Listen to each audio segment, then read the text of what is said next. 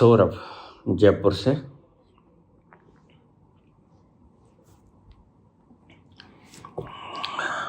बाबा जी प्रणाम। बहुत दिनों से आपके राजनीतिक चैनल की व्यवस्थाएं कैसी होंगी उसके ऊपर कोई वीडियो नहीं आ रहा है। लो मैं बता देता हूँ। उससे आगे का जहाँ तक मैंने बताया है, किसी भी इंडस्ट्रियलिस्ट का अगर कोई जुड़ाव पाया जाता है किसी राजनीतिक व्यक्ति के साथ, तो उस इंडस्ट्रियलिस्ट को उसका कैंसल लाइसेंस कर दिया जाएगा। और जिस व्यक्ति से राजनीतिक व्यक्ति से संबंध पाया गया उसकी सदस्यता खत्म कर दी जाएगी। अब इसे फिर सुन लेना। किसी भी राजनीतिक व्यक्ति की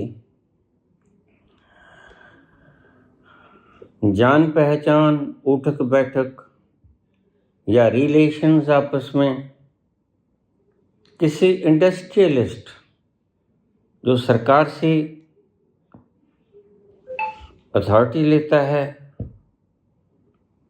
मंजूरी लेता है, लाइसेंस ही है, और उनमें आपस में तालमेल पाया जाता है घनिष्ठ, तो इधर से उसका लाइसेंस कैंसिल कर दिया जाएगा, इधर से इसकी संसदीय या मंत्री जो भी है वो छीन ली जाएगी।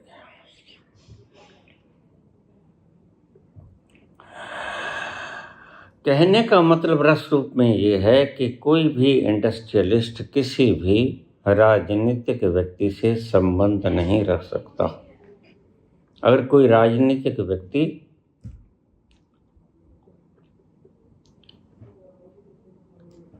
किसी न्याय संबंधी अथॉरिटी के साथ ऐसा पाया जाता है कि इसके संबंध गहरे हैं, जैसे मोदी जी को देख लिया गया गणेश पूजा में चंद्रचूड़ महाशय के घर में। ये तो चलो फोटो सामने आ गई, लेकिन हमारी एजेंसीज काम करेंगे। अगर संबंध पाया जाता है, अब देखिए सुप्रीम कोर्ट का चीफ जज और इधर राजनीति का चीफ, एक खास पार्टी का चीफ, देश का मुखिया,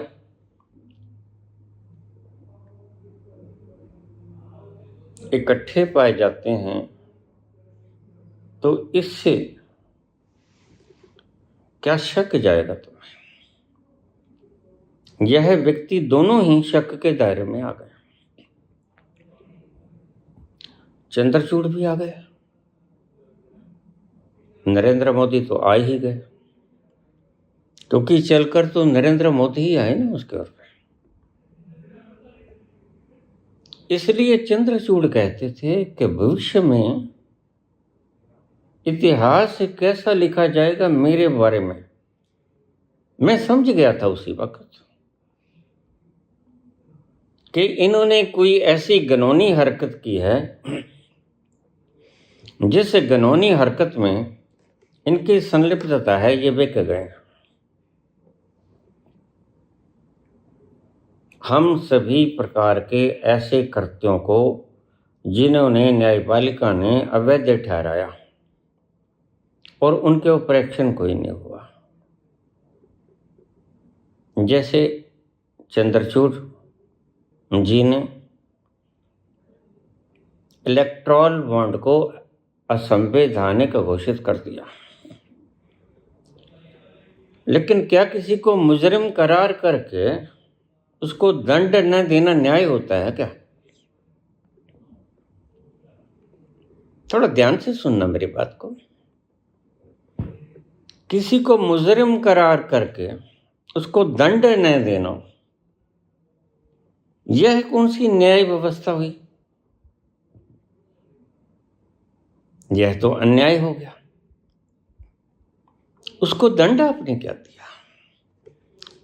इलेक्टोरल बॉन्ड आपने पाया। जिस व्यक्ति ने पैसे दिए और साफ समझाया कि इस व्यक्ति ने ठेके लिए, तो जो व्यक्ति पैसा देकर ठेका लेगा वो चाहे सड़क का हो, चाहे शराब का हो, चाहे एयरपोर्ट का हो, चाहे किसी भी चीज का हो, वह बख्शेगा तो है नहीं। जो व्यक्ति 1 करोड़ रुपया देके MBBS में दाखिला लेता है, क्या वह व्यक्ति जब डॉक्टर बन जाएगा खैर गुजारेगा? इसी कारण से हमने तुम कितना भी पढ़ो, अगर तुम विदेशों में पढ़ोगे तो हम उसकी जिम्मेदारी भी लेंगे, उसका खर्चा भी सरकार वहन करेगी। लेकिन हमारी कोशिश होगी कि आपको वो संस्थान हिंदुस्तान में मुहैया कराएं। लेकिन ये एकदम से नहीं होगा, क्योंकि ये उजाड़ के जाएगा सद्दाम हुसैन की तरह। सद्दाम हुसैन मेरे आंखों देखी बात है, जब हार रहा था तो उसे कुवैत छोड़ना पड़ गया। यही अमेरिका कार्रवाई कर रहा था। तो सद्दाम हुसैन जाते जाते कुवैत के तेल के कुएं में आग लगा गया। 100 से ऊपर के कुएं थे, धू धू करके जलने लगे कि चलो मेरे तो काम नहीं आया, इनके भी काम ना आए। यह जिंदगी को जीने का ढंग नहीं हुआ करता, यह तो विनाश का ढंग हुआ करता है। बस तुम तो जी लिए जितना जीने थे, और बाकी के जो बच्चे आएंगे वो क्या करेंगे? उस अंधेरे युग में प्रवेश करेंगे। इसी प्रकार की प्रवृत्ति को मैं विनाशक प्रवृत्ति कहता हूं। ऐसे ही महाराष्ट्र की राज्यपाल की भूमिका बहुत गलत रही। उसे भी कोर्ट ने असंवैधानिक करार दिया, लेकिन क्या उस पर कोई सजा हुई या फिर से वही सत्ता बहाल हुई? नहीं। यह कैसा न्याय है? यह लोग न्यायाधीश हैं या पागल हैं? मैं इनको पागल कहता हूं। इनको पागल कुत्तों ने काट लिया है, रेबिस का इंजेक्शन उन्हें लगवाया नहीं। महाराष्ट्र की सरकार गिरा दी गई उद्धव ठाकरे की। कोर्ट ने फैसला दिया कितने महीनों के बाद, सालों लग जाते हैं यहाँ। इसलिए हमने कहा है 30 दिन के अंदर अंदर फैसला करना होगा। जो बहुत ज्यादा घने अपराध हैं, 30 दिन में फैसला, कुछ भी करो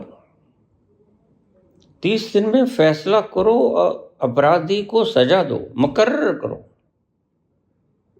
ये नहीं कि 30 साल गुजर जाएं, वो अपराधी बेल के ऊपर फिरता रहे, मर जाए, उसके बाद उसको सजा दी या ना दी, ये बराबर। हम तो 30 दिन में जो क्रूर अपराध किए होंगे उनका फैसला चाहेंगे और मिलेगा आपको। 3 वर्ष से ज्यादा तो कोई भी मुकदमा पेंडिंग नहीं रहेगा किसी भी कोर्ट में, क्योंकि कोर्ट के न्यायाधीशों की संख्या हम 10 गुना बढ़ा देंगे। यानी शायद पहले बोला हुआ है, 10 गुना बढ़ा देंगे न्यायाधीशों की संख्या। इसलिए मैं कहता हूं, ये जो भी पढ़ाई लिखाई कर रहे हैं, UPSC, IAS, IPS वगैरह, जो जजमेंट वगैरह की कर रहे हैं, आप पढ़ाई करो, हमारी सरकार आने वाली है। और दूसरा, तुम्हें एक अपनी मेरी जो संस्था है CID की, उन्होंने मुझे त्वरित रिपोर्ट दी है कि मोदी जी खिसकने वाले हैं, जहां से भागने वाले हैं। और अंदरूनी माजरा क्या है तुम्हें तो शायद नहीं पता, तुम तो सिर्फ अंदाजा लगा रहे हो। असल में ये जानते हैं कि मैंने क्या क्या कुकर्म किए हैं, और कुकर्म उगड़ा करते हैं। जब उगड़ेंगे तो मैं भागूंगा, क्योंकि मेरे अपने ही भक्त भिगो भिगो के छित्र मारेंगे। अब सुनिए असली बात क्या है, ये भी समझा दूंगा आपको। मोदी जी ने सारा संसार देखा कि मैं कहूं किस देश में भागने के बाद सेफ रह सकता हूं, और मोदी ने देखा कि वह सबसे ज्यादा जो शक्तिशाली मुल्क है वही बचा सकेगा मुझे। अन्यथा अगर मैं किसी छोटे मोटे देश में चला गया, वहां तो जैसे राष्ट्रपति को उठा लिया गया, वहीं मेरे को भी उठवा लेंगे। तो इसने चुना अमेरिका, और जहां से सारी शरारती तकनीक से लेके आया, ये पेगासस की हो या EVM की हो या जितनी शरारती खोजें हैं, ये लेके आया वह इजराइल। यहां मैं सेफ रहूंगा। 144-46 करोड़ लोगों का कोई फिक्र नहीं, फिक्र है अपनी जान का, और जिन लोगों को इन्होंने मार दिया उनका भी कोई फिक्र नहीं। इनके तो दर्द होता है सुई चुभ जाए तो, उनका तो कत्ल भी कर दिया तो भी कोई दर्द नहीं। तो शायर ने ठीक कहा, हम आह भी भरते हैं तो हो जाते हैं बदनाम, वो कत्ल भी करते हैं तो चर्चा नहीं होता। बार बार तो आपको क्या बताऊं, जिन लोगों को इसने सहारा समझा था, मेरी शब्दावली थोड़ी सी मैं जानता हूं, इज्जत से बोलना जानता हूं, लेकिन दुष्टों के आगे जी लगाना शोभा नहीं देता। मैं कितनी भी अच्छी कुर्सी पे बैठा हो, मैं चरित्र देखता हूं, कुर्सी नहीं। चरित्र की पूजा करता हूं, कुर्सी की पूजा नहीं करता। कुर्सी पर तो कितने आए चले गए, लेकिन बात है चरित्र की, योग्यता की। चरित्र के कारण, योग्यता के कारण हमने उन लोगों को बैठाया जो योग्य थे। कुर्सी तो वही है। क्या तुम चाहोगे तुम्हारे देश का चरित्रहीन व्यक्ति, जिसके सिर के ऊपर जिम्मेदारी है तुम्हारी बेटियों की रक्षा करना, जीवन की रक्षा करना, संप्रभुता की रक्षा करना, उनकी इज्जत की रक्षा करना, तुम्हारे माल की रक्षा करना, तुम्हारे जान की रक्षा करना, क्या उसका दायित्व नहीं बनता? क्योंकि उसी के पास सारी ताकत है, सारी मिलिट्री है। जल थल नभ, तीनों प्रकार की मिलिट्री उसके हाथ में है, सारा खजाना उसके हाथ में है, सब कुछ हमने उसके हाथ में दे दिया, और राष्ट्रपति को रबड़ स्टैंप बना दिया। इसलिए मैं कहता हूं, राष्ट्रपति जब रबड़ स्टैंप है तो उसकी जरूरत भी क्या है? राज्यपाल ने जब ऐसा ही काम करना है कि बिलों को रोक ही देना है, हमारे द्वारा चुनी गई सरकारें कोई फैसला करती है, दैट इज सफिशिएंट। हमने चुना क्यों है? उन्हें फैसला करने के लिए चुना है। तो उन्होंने फैसला किया तो ठीक, इंप्लीमेंट कर दो। राज्यपाल कौन होता है? उसके ऊपर साइन करने वाला, ना राज्यपाल ना ही राष्ट्रपति। ये गैर जरूरी हैं, इनको हटा दिया जाएगा, ये पद समाप्त कर दिए जाएंगे, चुनाव आयोग को भंग कर दिया जाएगा, क्योंकि इन्होंने अब तक गंदगी खिलाई, और इनका नार्को करवाया जाएगा। कौन करवाएगा? हम करवाएंगे, और कौन करवाएगा? हम करवाएंगे और सीजीआई को साथ रखेंगे और सीजीआई से भी कहेंगे देखो इजाजत दे दो, नहीं तो ये जनता का राज है। और सीजीआई साहब इजाजत क्यों नहीं देते, यह भी मैं भली प्रकार जानता हूं, क्योंकि इनके ऊपर तो खुद ही इल्जाम है। ये जानते हैं अगर मैंने प्रथा खोल दी तो यह जनता है, अगर मैंने बांध तोड़ दिया तो फिर ये बांध टूटता ही चला जाएगा, ये सबको अपनी जद में ले लेगा। फिर जनता कहेगी जनाब आपका भी क्यों ना हो जाए नार को। बस उस बात से डरते हैं। मोदी चुनाव हारने से नहीं डरते, अमित शाह चुनाव हारने से नहीं डरते। डरते हैं इस बात से कि जो कलोल किया है, हत्या, गारत, लूटखोरी, सभी का छीन के कुछ व्यक्तियों को दे देना, जिससे अमीरी बढ़ी। और उस अमीरी का परिणाम आपने देख लिया। एपस्टीन कांड में कोई गरीब था? एपस्टीन कांड में कोई गरीब था? कौन थे? खरबों पति या बड़ी बड़ी ओहदे पर बैठने वाले लोग। अब ये हरदीप पुरी अगर इस अकेले बंदे का नार्क हो जाए, अकेले बंदे का सब कुछ उगल देगा। क्यों नहीं हटाता ये? क्योंकि यह अकेला व्यक्ति जब इसकी कुर्सी छिन गई तो ये कहेगा मेरी तो गई, अब फिर इनको भी कैसे बैठने दूंगा मैं चैन से। ये है भीतर की बात। इसलिए हरदीप पुरी को यह नहीं हटाएगा। अगर हटाएगा तो कुछ लालच देकर हटाएगा। खैर, मैं तो 72 लोगों के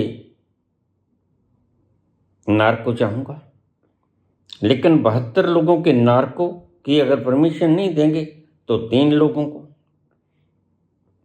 वो 2 का आपको पता ही है। नहीं तो वक्त पे बता दूंगा। अमित शाह, चलो अमित शाह, नरेंद्र मोदी, अडानी अंबानी को बाद में देखेंगे, वो बीच में आएगा।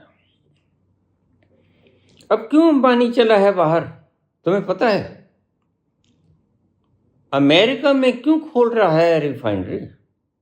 इसको पता है यहां तो बापू आ गया है, आज नहीं कल इसका प्रताप बिखरेगा। लोग इसे मार भी देंगे, जैसे इजराइल, जैसे क्षमा करना, ईरान के अली खमेनी को मार दिया तमुज्जुल, उसका बेटा, उसके पैरोकार। क्या मरने के बाद हार गया? बल्कि अगर ना मरता तो शायद कोई सुलह हो जाता। यही मुस्तफा ने कहा, जिससे बातचीत करनी थी वो तो अपने मार दिया। मैं तो बात नहीं करता, मैं तो हथियारों से बात करता हूं।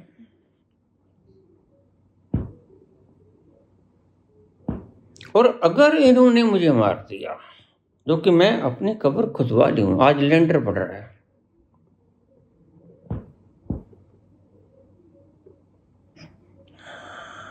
ऐसी जिंदगी भी क्या जीना होता है, क्योंकि मैंने तो सब कुछ अचीव कर लिया है जो व्यक्ति अचीव कर सकता है।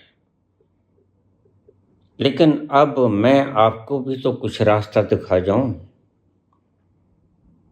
जो बोला जा सकता था अध्यात्म में, मैंने बोल दिया। जो मेरे बलबूते का था, और जो बोल सकता हूं मैं राजनीति में, वो मैं बोलते चला जाता हूं, जो मेरे बलबूते में। 2 उदाहरणें मैंने दी। महाराष्ट्र की सरकार की गैर संवैधानिक राज्यपाल ने फैसला लिया, सजा किसको मिली? शेयर मार्केट में यह बूझ बैठी थी, क्या हुआ इसका? हिंडनबर्ग ने जो रिपोर्ट दी उसका क्या हुआ? अडानी और मोदी दोनों में से एक दूसरे की जान फंसी हुई है, किसी की गर्दन मरोड़ दो, बस दोनों की मुड़ गई। मोदी की मरोड़ दो या अडानी की मरोड़ दो, दोनों की मरोड़ दी। तो इसलिए मैंने, अगर तीनों का तुम सीजे साहब हमें नार्को की इजाजत देते हैं, नहीं दोगे तो हम सारी दुनिया को इकट्ठा करेंगे। मैं अपने 14 साल का वनवास तोड़ दूंगा। मैं 14 साल से अन्न नहीं खाया, अन्न खाने लगूंगा।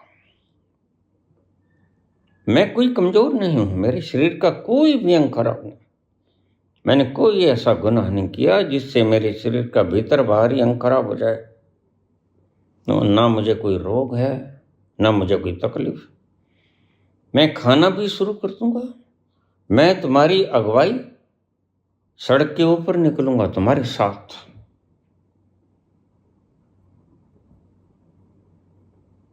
फिर हम जाकर तुम्हारे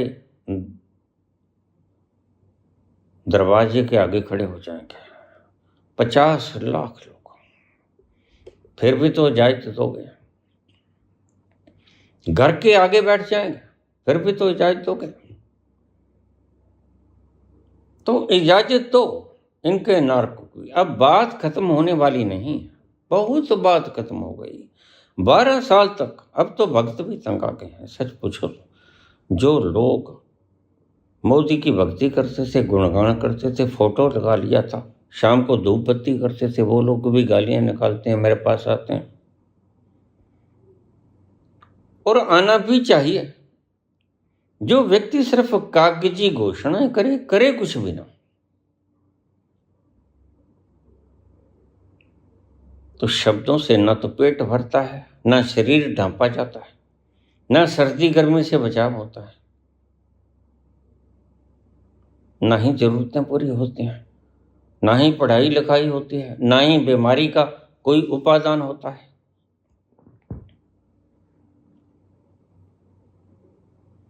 आखिर तो इलाज ही करना होगा, और इलाज करने के लिए मुझे आना पड़ा है।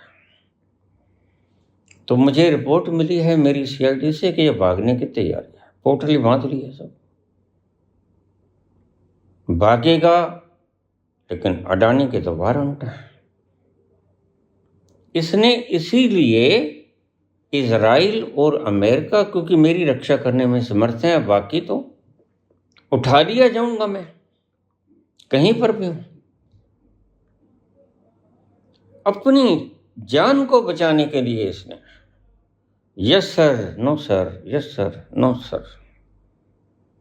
याद है तुम्हें, तुम कहते थे ये काम कर दो, यस मैं हूं, ये काम कर दो, नो मैं। आज आ गए ना वक्त तुम्हारे पे। कर्म वापस में प्रतिक्रम बन के हमारे ऊपर ही गिरा करते हैं। ये तो थोड़ा जल्दी हो गया, ईश्वर की इच्छा। यस सर, नो सर, मैं कम सर, हो गया ना वही काम। ये तुम नहीं जानते, आज मैं तुम्हें खोल देता हूं।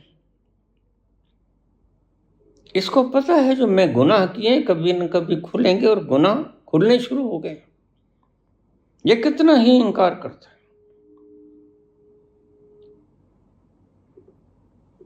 गुनाह खुलेंगे तो लोगों में चर्चा होगी, भक्त भी देखेंगे क्या ये ऐसा है। अभी फोटोज भी आनी बाकी है, अभी प्रत्यक्षदर्शी भी आने बाकी है, अभी इनकी चटनी बनेगी।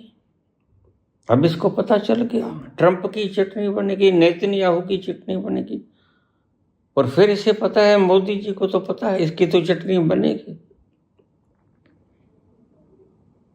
अपनी शरण स्थली ढूंढी थी इसने, इसलिए यस सर नो सर करता था। नहीं तो 56 इंच की छाती बताने वाला व्यक्ति नो सर यस सर करने लग जाए और कहे कि मुझे मुत्ती आई है। ट्रंप जी, क्या मैं मुत्ती कराऊं कि चड्डी में है मुद्दों? मुझे कोई फिक्र नहीं, चड्डी गीली हो जाएगी तो। आज किन बातों पर उतर गया है। परमात्मा बड़ा रहम दिल भी है और न्यायकारी भी है।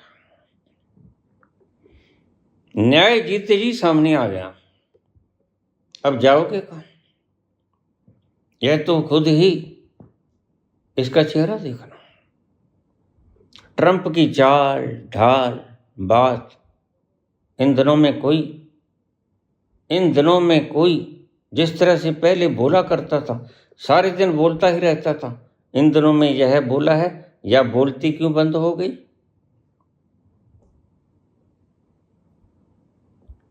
क्या कारण है? इसकी चाल ढाल मोदी को सोने नहीं देते।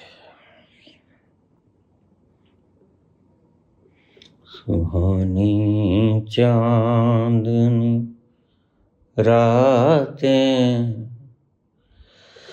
हमें सोने नहीं देती, तुम्हारे प्यार की बातें।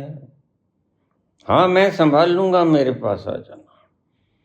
इस थोड़ा सा साइन कर दो। 13 महीने के लिए बैठे थे किसान, और तुमने दिलासा देके शायद मेरी ही किसी प्रकार की भक्ति में चूक हो गई होगी। घर भेज दिया था, एमएसपी दे दूंगा, दिया किया कुछ भी नहीं। तुमने किसको क्या दिया है? ऐसा कोई सगा नहीं जिसको मोदी ने ठगा नहीं। और ये बेचारे घर आ गए। मैं तुमसे कहता हूं 950 किसान चाहिए हमें। लाओ, कहां से दोगे? 950 किसान चाहिए हमें। ये जो तुम्हारे बीजेपी के सदस्य तुमने अपने साथ लिए हैं, चाहिए दे दो हमें। बूढ़ा मरे जवान और हत्या का ही काम। तुमने हमारे 950 जवान मारे हैं, किसान 950 दे दो, संख्या के बराबर संख्या। फिर हम देखेंगे क्या करना है, या उनका दोष बताओ क्या है। तुम कहो कि काले कानून तो नहीं थे, तो फिर वापस क्यों लिए? बनाए किसने थे? ये क्यों बैठे यहाँ के बरूहों पे? क्योंकि आपने 3 काले कानून बनाए। 3 काले कानून बनाए तो ये बरूहों पे आके बैठ गए। बरूहों पे आके बैठ गए तो एक संत ने तो सुसाइड ही कर लिया अपने गोली मार के। कहाँ भुगतोगे मोदी, कहाँ भुगतोगे? और 950 किसान सिर्फ किसान ही नहीं थे, उसके परिवार, उसके बाल बच्चे, उसके दोते पोते, उसके बेटे बेटियां। एक व्यक्ति के साथ कितना परिवार संबंधित होता है। तुम तो रंड चुंड मुंड हो। तुम्हारा और योगी जी का तो कहना ही क्या है, और तुम तो अपने जैसे ही ढूंढते हो।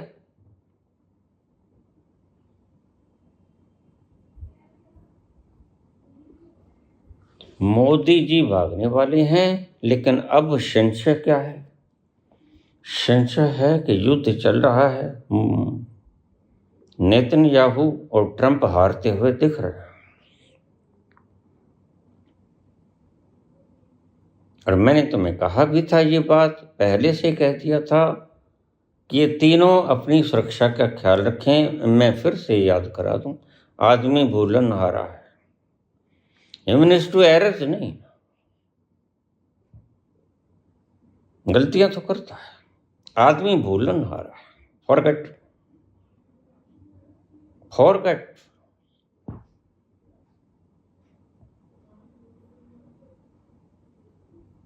भूल जाता है आदमी, मैंने क्या किया था। तुम शायद भूल गए होगे, आपने याद दिलाया तो मुझे याद आया। तो इसलिए हम आपको याद करा देते हैं कि आपकी वजह से 950 किसान मारे गए, और जिन जिन लोगों ने हस्ताक्षर किए हैं, सावधान।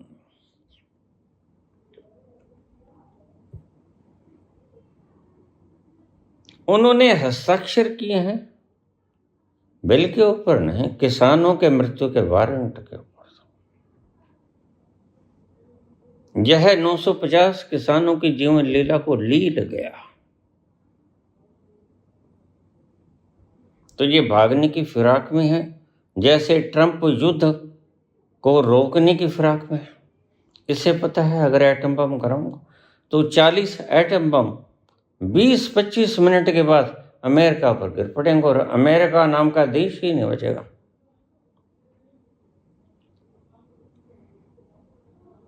इसलिए अमेरिकन भी आज दुकड़ चुकड़ कर रहे हैं। ये कैसा पागल उठा दिया, ये खुद ही इसको उतार देंगे गर्दन पकड़ के। उतरता है कि नहीं? सबको अपनी जान प्यारी होती है, और ऐसा ही नेतन्याहू। अभी तक मुझे कोई खोज खबर नहीं,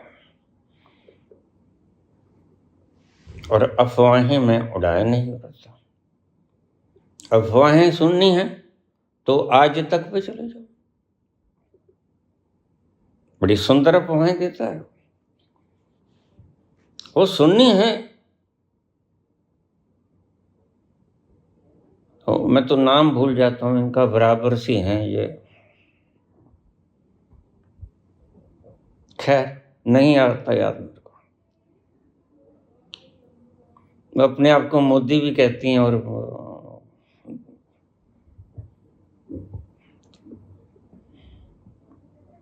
चलो जब याद आएगा बता दूंगा।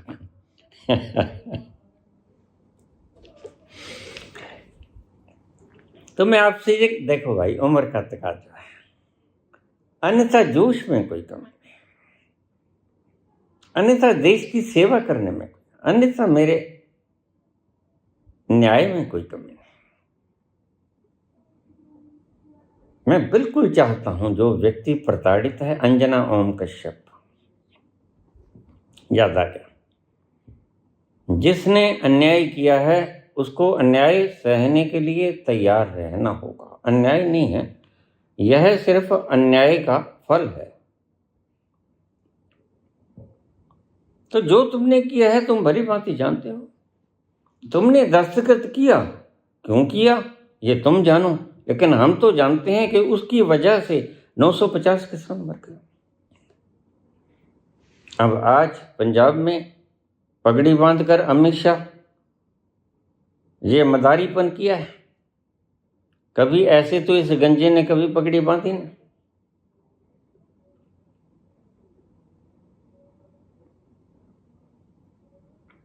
आज पगड़ी बांध के बोल रहा है ये दे देंगे वो दे देंगे। जो पहले कहा था वो कह दिया, वो तो तुम ही कहते थे, तो चुनावी जुमले होते हैं। अरे भूल गए क्या? मोदी ने कहा कि 15 लाख दूंगा, 2 करोड़ रोजगार दूंगा, खुशहाल भारत बनाऊंगा, अच्छे दिन आएंगे, अन्याय का खात्मा होगा, भ्रष्टाचार समाप्त हो गया, रुपया ऊपरी सतल पे चला जाएगा, बेरोजगारी खत्म हो जाएगी। और बाद में तुमने कह दिया कि ये तो चुनावी जुमले होते हैं। तो आज जो तुम कह के गए हो पंजाब, ये पगड़ी बांधकर, मैंने सुना तो नहीं, मैं तुमको सुना तो नहीं करता, ऐसे गब्दू राम को क्या सुनना है। झूठों को थोड़ा ही सुनना होता है। मैं कहता हूं झूठों को मत सुना करो। सुनना है तो गीता की श्लोकों को सुनो, उपनिषद के वचनों को सुनो। हमारे हिंदुस्तान में तो बहुत कुछ है सुनने को।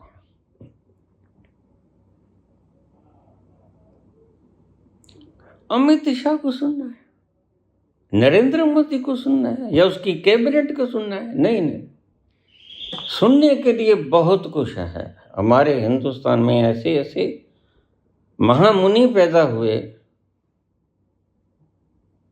जो अपने पीछे लंबा इतिहास छोड़ गए आध्यात्मिकता का। बहुत सुनो,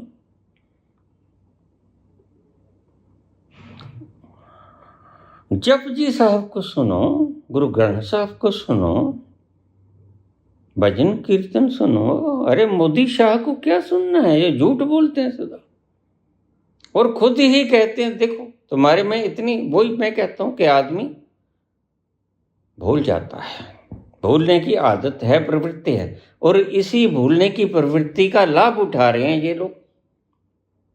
अब फिर भूल जाते हो, अभी तो कहा था इसने, ये तो चुनावी जुमले होते हैं। तो आज जो चुनावी वायदे करके गए हैं वो क्या जुमले साबित हो जाएंगे कल को?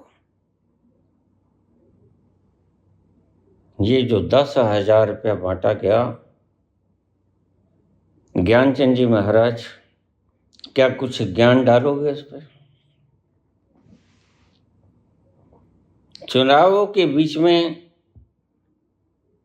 10,000 रुपया 1.25 करोड़ स्त्रियों के खाते में, ज्ञानचंद जी महाराज चुनावों का प्रबंधन तुम कर रहे थे, फिर तुम निरपेक्ष संस्था हो,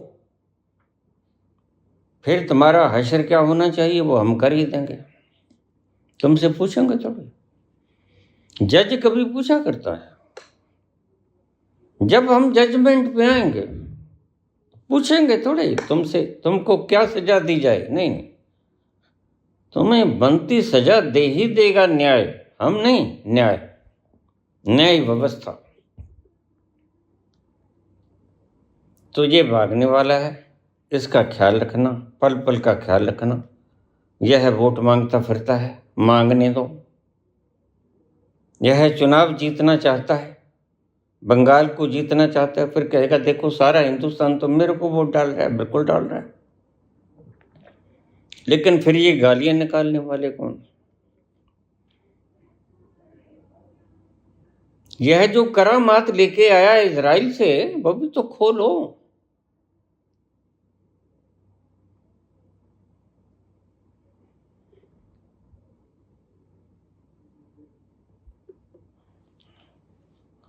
जिस व्यक्ति का राजनीतिक, इंडस्ट्रियलिस्ट का राजनीतिक संबंध होगा, दोनों की उसका लाइसेंस रद्द और उसकी सदस्यता रद्द।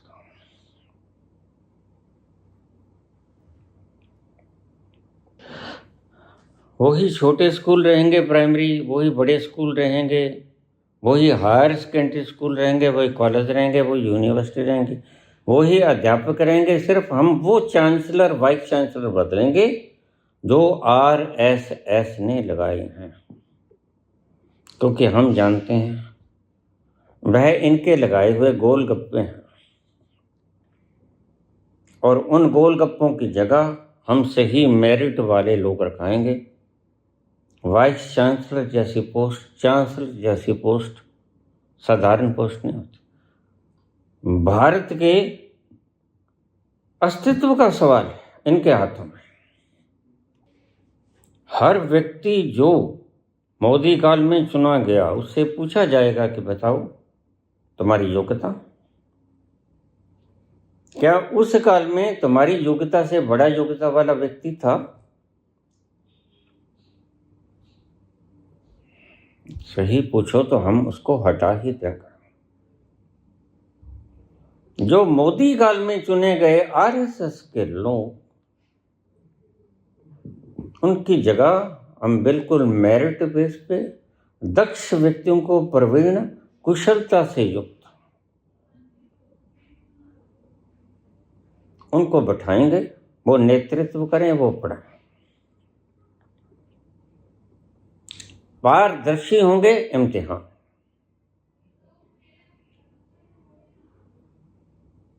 स्कूल जो प्राइवेट हैं वो प्राइवेट रहेंगे, लेकिन वह भारत सरकार के अधीन हो जाएंगे।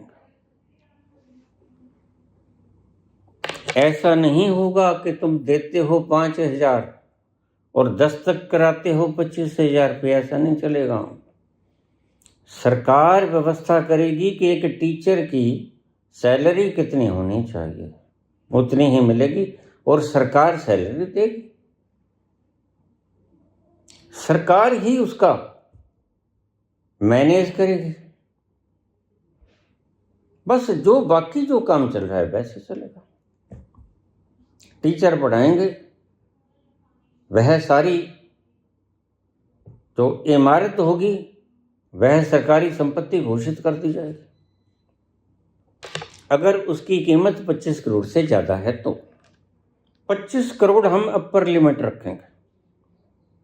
जिसके पास 25 करोड़ से ज़्यादा लिमिट है वह 25 करोड़ की लिमिट से ज़्यादा अपने पास रखे, काम करे, तंत्र को चलाए, लेकिन जब जरूरत होगी सरकार उससे मांग लेगा। जिसके पास 25 करोड़ नहीं है उसको 25 करोड़ की सीमा तक ले जाया जाएगा, यह सरकार की जिम्मेदारी। उनका भी जब 25 से ज़्यादा हो गया तो वह सरकार का होगा। लेकिन अपर लिमिट, चाहे बाबा हो चाहे कोई भी हो, ये कहते हैं कि बाबा के पास तो, आसाराम के पास तो 25,000 करोड़ है, कोई बात नहीं, 1000 आदमियों में बढ़ जाएगा। जब आश्रम में 2.5 दूंगा सर, आश्रम, मंदिर, गुरुद्वारे, मस्जिद सब डाल। यह खेती के लिए है जमीन, परमात्मा को तलाशने के लिए। परमात्मा जहां है वहां ढूंढो, और परमात्मा कहाँ है? मंदिर ढा दे, मस्जिद ढा दे जो कुछ ढेंदा, बोले शाह पर दिल ना टाइम। इस दिल विच दिलवर रहता। अपने भीतर बैठो, पूजा रूम में अपने भीतर उतरो। परमात्मा को पाना है तो ये तुम्हारे मंदिर मस्जिद तो लड़ाई झगड़े का एक केंद्र है। क्या कहा? हाँ, ये मुसलमान जो खोलते हैं, यहाँ जो पढ़ाते हैं, इनकी पढ़ाई के अलग से विद्यालय होंगे, लेकिन मस्जिदों को करा दिया जाएगा।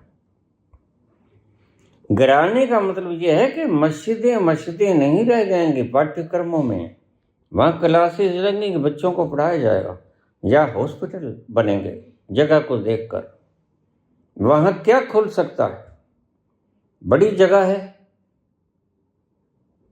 तो हॉस्पिटल खोल देंगे, और भी बड़ी है तो विश्वविद्यालय खोल देंगे। छोटी जगह है तो छोटा स्कूल खोल देंगे, प्राइवेट।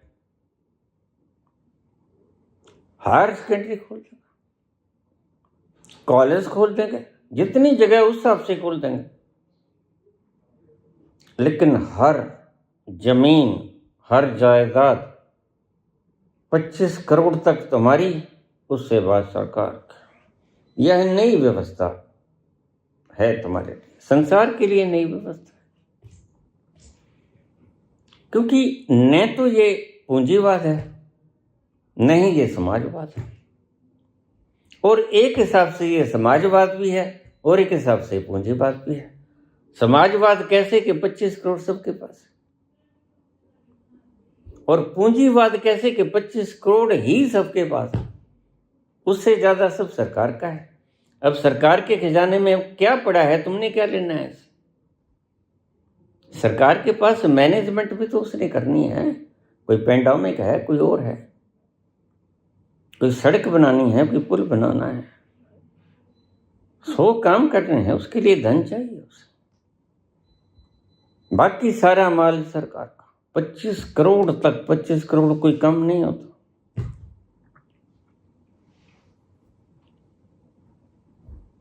और सरकार के ऊपर यह दायित्व होगा कि वह सड़कों पर किसी प्रकार के उत्सव को न मनाने दे। चाहे हिंदू है, मुसलमान है, सिख है, ईसाई है, देखिए उनके लिए उनको अलग से संस्थान दिए जाएंगे। आप अपने त्योहारों को मनाइए। जैसे अब हम दशहरे को, रावण को जलाने के लिए एक व्यवस्था कर देते हैं कि भी उस ग्राउंड में फूंक देना। ऐसे ही होली खेलने के लिए हम आपको एक मैदान दे देंगे, यहाँ खेलो। दीपावली मनाने के लिए हम तुम्हें एक मैदान दे देंगे, वहां मना लो। ईद के लिए हम तुम्हें एक इमारत दे देंगे, यहां मना लो, लेकिन पक्का नहीं। जब जहां जगह होगी, तुम्हें मिलेगी जगह अवश्य, तुम्हारा त्योहार शौक से मनाओ।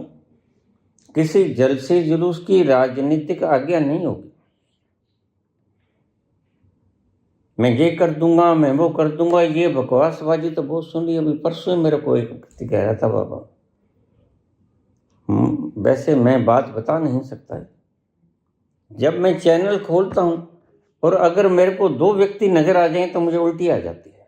मैंने कहा ये क्या है? साइकोलॉजिकल इफेक्ट है, ये साइकोलॉजिकल डिजीज है। कौन कौन से व्यक्ति हैं? कहता है एक तो मोदी दिख जाए तो तत्क्षण उल्टी आ जाएगी। मैंने कहा जब व्यक्ति ज्यादा खा लेता है ना तो फिर उल्टी ही आएगी, और क्या होगा। और ज्यादा भी खाएगा, और वह खाएगा भी फॉरेन मटेरियल जो पचता नहीं, फिर प्रकृति उसको बाहर ही गिराएगी। और दूसरा कहता अंजना ओम कश्यप, ये दोनों में से कोई, और दिखता इन दोनों में से कोई है। तो मैंने कहा फिर तुम चैनल ही बंद कर दो, तुम टेलीविजन ही बंद कर दो। कहता मैंने 3 तो तोड़ दिए। मेरी घर वाली नाटक देखने के लिए फिर ले आती है, बच्चे जिद करते हैं तो मैं क्या करूं। मैंने कहा फिर तुम बंद कर दो, देखना,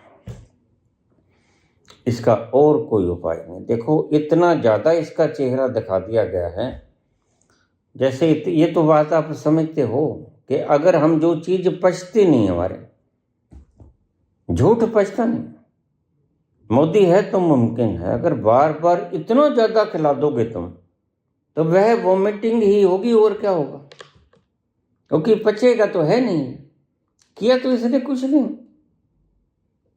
तो फिर वॉमिटिंग होगी। अंजना ओम कश्यप कब से चला रही है, इनको त्याग पत्र दे देना चाहिए, इनकी इज्जत बच जाएगी। लेकिन अब तो इज्जत भी नहीं बचेगी, क्योंकि इन्होंने झूठ इतने फैला दिए हैं। एक एक झूठ का हिसाब मांगा जाएगा कि ये तुमने क्यों कहा था।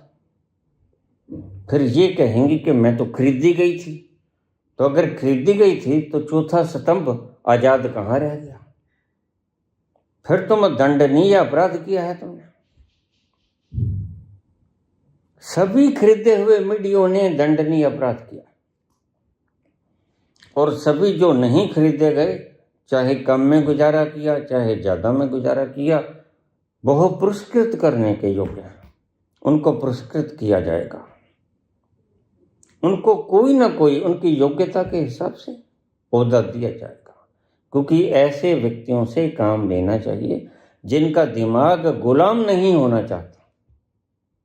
यह बहुत बड़ी एक साहस की बात होती है,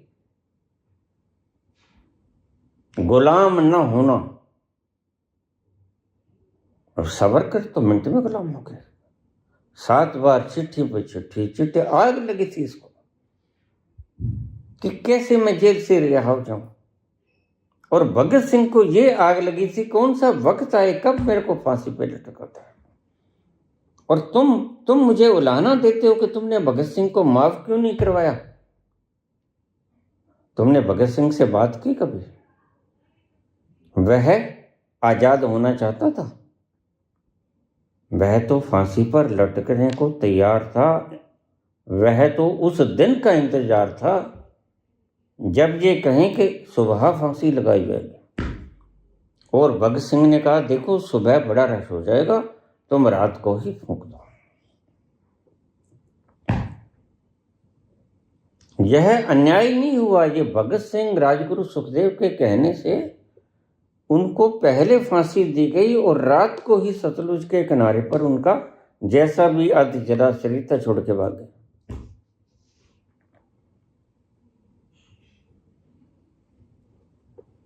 यह सब मैं जानता हूं, तुम्हारे व्हाट्सएप फेसबुक की क्रिएशन है, क्योंकि किताबें तो तुमने पढ़नी छोड़ दी, तो फिर ज्ञान तुम्हारे पास कहां से आएगा? ज्ञान आएगा व्हाट्सएप से, और व्हाट्सएप पर तो तुम भी लिख सकते हो। तुम लिख दो नेतन्याहू मारा गया, फैल जाएगा। तुम लिख दो ट्रंप मारेगा, फैल जाएगा। तुम लिख दो मोदी मार गया, अमित शाह मार गया, फैल जाएगा।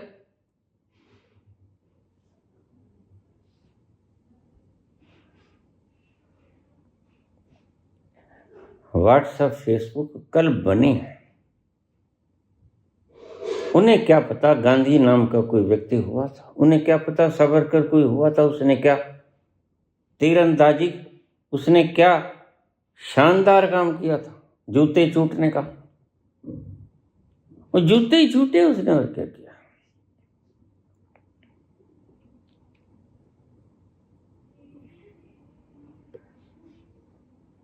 हर व्यक्ति को रोजगार मिलेगा, हर व्यक्ति को खाना मिलेगा, हर व्यक्ति को सेहत से जो जरूरी चीजें हैं वो मिलेंगी। इलाज मुफ्त, पढ़ाई मुफ्त, खाना पीना पहनना रहना मुफ्त। फिर तुम्हारे करने के लिए क्या रहेगा? काम। काम करना प्रत्येक व्यक्ति का अधिकार होगा। अब तुम मांगते हो रोजगार, फिर हम तुमसे मांगेंगे काम। काम वह है जो तुम कर सकते हो तुम्हारी योग्यता के मुताबिक। अगर कोई अपंग है तो उसको वैसा ही काम देंगे, अगर कोई नेत्रहीन है उसको वैसा ही काम देंगे, अगर कोई ज्यादा बुद्धिमान है उसको वैसा ही काम देंगे। इसरो जैसी संस्था में अगर कोई खोज कर सकता है, यानी जो जो कर सकता है, जो करने की उसमें क्षमता है, वह काम उसको दिया जाएगा। अब मैं फिर आपको बता दूं, मेरी सीआईडी की संस्थाएं बता रही हैं कि झोला बंद गया है। जाएगा कहां? अमेरिका या इजराइल। तब भी इसने भागने की चेष्टा की थी कि सर मैं यहां बैठ जाऊं, लेकिन उसने नहीं बैठने दिया। अब कौन सा बैठने देगा? अब वो रहेगा ही नहीं, बैठने का देगा। मैंने कहा या तो उसके सिपह सालार मार देंगे उसको, उसके बॉडी गार्ड्स, या जनता मार देगी उसको, इन दोनों को। और छोड़ेगी मोदी को भी नहीं, क्योंकि इसने इतने घिनौने काम किए हैं ब्रह्मचर्य के नाम पर, इतने ज्यादा। अरे तुम शाखाओं में कर लेते चलो। तुमने यहां एपस्टीन कांड में, और वह बड़ा उसका गुणगान करना चाहिए, उसकी आरती गानी चाहिए एपस्टीन की। एपस्टीन कांड में इतनी चीजों को छुपा के रखने वाले व्यक्ति की आरती करनी चाहिए। वह प्रयासित कर गया जाते जाते कि मेरे कारण से ये कुछ हुआ है, मैं बचूं के ना बचूं से अंदेशा तो हो गया था, लेकिन तुम इस काम के ऊपर, ये पश्चाताप ही समझ लो, तुम इस काम के ऊपर कार्रवाई जरूर करना। इसने बहुत बड़े पाप किए हैं। बाकी अगले एपिसोड में। धन्यवाद।